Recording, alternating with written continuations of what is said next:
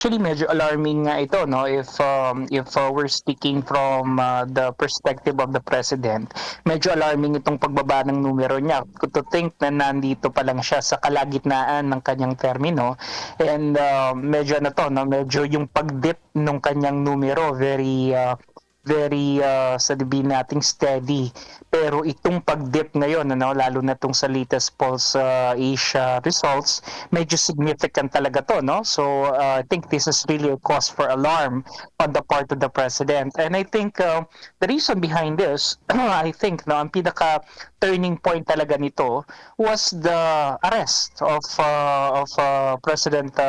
former President Rodrigo Roa Duterte nung March 11.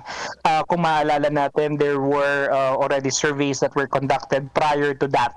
And during those times, no, hindi naman nag-register ng ganito kabilis na pagbulusok pababa yung numero ng ating pangulo. Pero after that, no, the arrest, kung saan kinundak itong survey na to. You remember, meron din kasing kinundak na survey ang SWS, I think a week or in the same week, no, na nakondak yung arrest. Pero kasi yung panahon na yon, mari nating sabihin na hindi pa nadadigest ng maigi ng mga Pilipino, ng mga kababayan natin yung nangyari. Kumbaga hindi pa sila nakakabuo ng konkretong batayan ng kanilang opinyon kung tama ba o mali yung ginawang pag-aresto sa ating pangulo, no? Because nung panahon na yon, saka pa lamang lumalabas yung mga datos, no, regarding what transpired on that day. And then siguro nakatulong din ng malaki yung naganap na pagdinig, no, that was spearheaded by no less than the presidential sister. Dito kasi mas naliwanagan tayo, no? Sabihin man natin na ito ay ginawa ni Senator Amy so as to salvage her ratings, no? Nevertheless, sabi ko nga in many interviews, binanggit ko na ang magandang naidulot nito is naliwanagan tayo na meron talagang irregularidad, merong hindi magandang ginawa, no, sa ating dating pangulo dito sa pag-aresto na nangyari, no? So I think yun yung isa sa mga masasabi nating nagbigay ng direksyon sa marami nating kababayan to think otherwise, no, and to disapprove of the president's action. Syempre isa to yung parang masasabi nating pinaka-turning point, no. There are several other reasons, I would say, but this is one of the most contentious, no. Syempre yung ito kasi yung bagay na talagang hindi lang dito sa Pilipinas pinag-usapan kundi sa buong mundo, no. And syempre isasama pa rin naman natin dito yung mga pang-araw-araw na suliranin ng ating gobyerno, kagaya halimbawa ng inflation, rising unemployment, itong instability ng peso-dollar exchange, yung ating mga foreign investments na hindi talaga masyadong nagpipick up, no, over the past few months. So all of these things, I believe, no, could have contributed to the decline of the trust and approval rating, but I believe, no, ang pinaka nagbunsod talaga dito sa pagbulusok na ito ng grado ng Pangulo is none other than this arrest of former President Rodrigo Roa Duterte. Noong Pebrero, 52% ang performance rating ng pangalawang Pangulo, Vice President Sara Duterte, 59 nitong March. Samantala, yung kanyang disapproval naman mula 26, naging 16 na lang siya. Bumagsak yung kanyang disapproval. Meanwhile, si Marcos Jr. naman, double digit yung paglagapak sa kanyang approval rating ng 17 points. Yung disapproval naman, yung hindi sumasang-ayon, bagsak na grado, tumaas pa, 21 points yung itinaas ng disapproval. And kapansin-pansin dito, Prof, kasi meron din yung mga location NCR, Luzon, Visayas at Mindanao.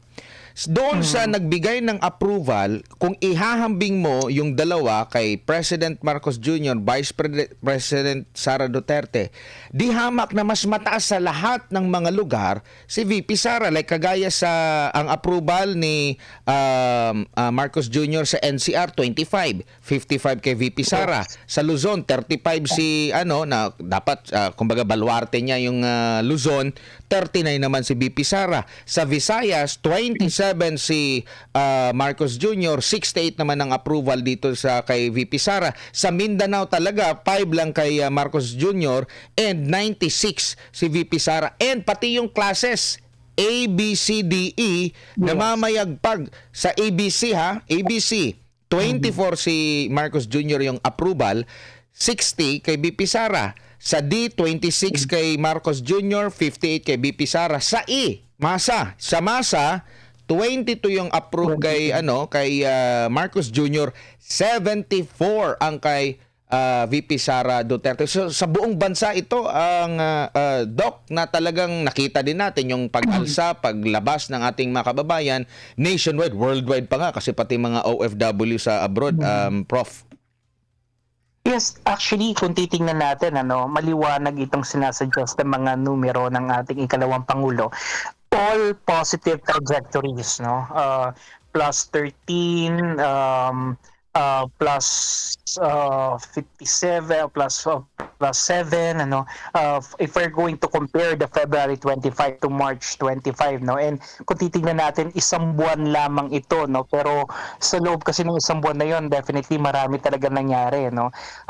Kung tutusin nga, dapat yung approval rating ni VP Sara dapat nga mag-dip down siya dahil nga kung maalala natin medyo nagtagal siya sa The Hague, at marami nagsasabi na hindi niya natutugunan at nagagampanan ng kanyang tungkulin bilang ikalawang Pangulo, pero nevertheless given this allegations of the government and the administration, taliwas ito sa naging resulta dahil maaaring ang tinitingnan din natin dito yung socio-cultural aspect o yung socio-cultural dynamic ng maraming mga Pilipino na yung ginawa ng ikalawang Pangulo natin na yon ay bilang pagkilala naman doon sa kanyang ama na nandun nga nakakulong sa The Hague. And so dito siguro maaaring na nasaling or nasala talaga ni VP Sara yung sentimiento ng marami sa atin na kapag meron tayong kamag-anak, lalong-lalo na magulang, no,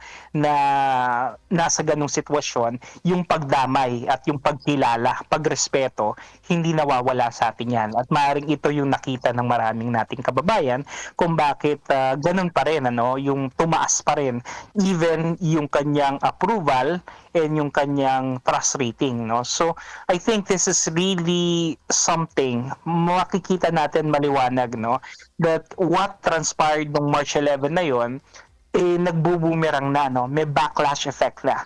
At maaaring naging solido din yung contribution dito ng mga supporters ng dating Pangulo dahil nga naging maingay talaga, sila sa social media lalong-lalo na, na ipakita yung mobilization on the ground, yung mobilization sa iba't ibang panig ng mundo. So nakita talaga, na ipakita nila yung yung kanilang di pagsangayon doon sa ginawa sa ating dating Pangulo, kaya nagkaroon ng traction, nagkaroon ng traction to doon sa iba't ibang mga social classes. Tsaka maliban kay Marcos Jr., pati yung mga kaalyado niya, yung Senate President, Speaker, ganun din, almost same yung trajectory, pababa yung approval, ang disapproval pataas naman. Dito naman tayo sa trust rating o tiwala, Prof. Si Marcos Jr., yung big trust, talagang tiwalang-tiwala, 25. Si Sara Duterte, Vice President, 61. Yung walang trust hanggang maliit lang yung trust. Kay Marcos Jr., 54. Kay VP Sara, 16. Almost same yung approval at yung tiwala, yung grado nila sa performance rating at yung trust rating, halos magkakapareho po, and kagaya dun sa una nating paghahambing, lahat ng classes A, B, C, D, E nakuha po ni Vice President Duterte ang tiwala, ganun din sa mga lokasyon. Maraming na mas naniniwala pa sa kanya sa NCR, Luzon, Visayas at lalo na sa Mindanao. Talagang bagsak doon ang si Marcos Jr. At kung ihahambing, double digit din ang ibinaba sa trust rating ni Marcos Jr. Plus 8. Minus 17 si Marcos Jr. Plus 8 itong si BP Sara. Always na ba yan sa mga survey kung maganda yung grado, automatic naman yan na sumusunod yung Prof, no, yung trust rating? Ideally yes, pero may mga pagkakataon kasi na kung saan hindi talaga sumusunod, no, lalong-lalo na kung meron talagang glaring na event na talagang masasabi natin na nakaapekto yung perception ng mga respondents natin doon sa talagang performance, no, or dun sa tinatawag nating function nung ating opisyal na nire-rate, ano. Halimbawa, kung meron talagang matibay na allegation laban sa kanya, no, medyo affected talaga yung parehong trust and approval rating. Minsan naman kasi mataas yung kanyang performance, yung approval rating niya, pero kung meron namang allegation halimbawa ng issue especially concerning ethical or moral turpitude, pwedeng bumaba yung trust. No, so but in most cases talaga ang ang trajectory is kapag talaga mataas ang approval, merong spillover talaga yan sa trust. Ibig sabihin yan kasi tiwala yung taong bayan na nagampanan mo ng maayos yung tungkulin, ano. And I think dito isa sa dahilan kung bakit talaga medyo mataas din naman yung trust. Kung titingnan natin, nung naaresto ang ating dating pangulo, yung demeanor ng ating ikalawang pangulo, medyo kalmado. Tinanggap, hinarap yung nangyari, no. So it's more of the acceptance, no.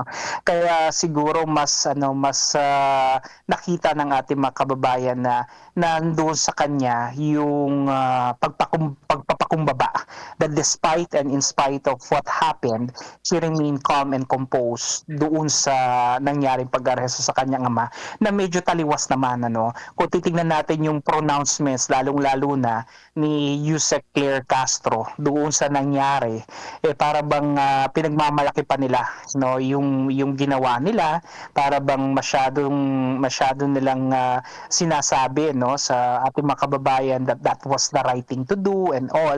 Pero hindi ito kasi yung nakita at lumabas doon sa Senate inquiry that was spearheaded by Senator Amy Marcos. Maraming lapses, maraming loose ends at maraming questions na hindi talaga sila nasagot.